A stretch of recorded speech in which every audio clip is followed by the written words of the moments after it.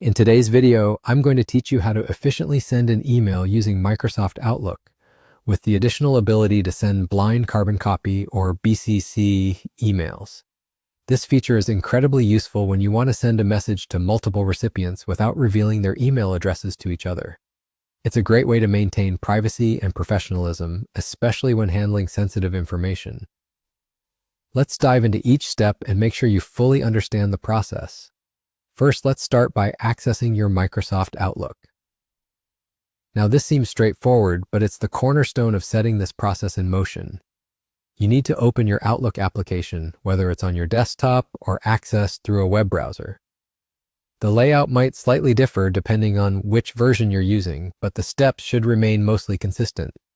Once you're in Outlook, you'll want to head over to the New Email option. This is usually located at the top left corner of your interface. Clicking this will open a new window where we'll start composing your email. In the To section, begin by inputting your email address.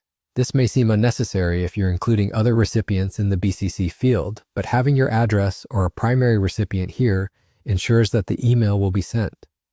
It's like setting an anchor point for the primary communication. Next, let's explore how to add recipients discreetly. Now for this, navigate to the Options tab, which you can find in the upper section of your Email Compose window. Once there, you'll see a choice labeled BCC. BCC stands for Blind Carbon Copy, and clicking it will open a field where you can type in multiple email addresses. People you're sending this email to using BCC will not see the other recipients.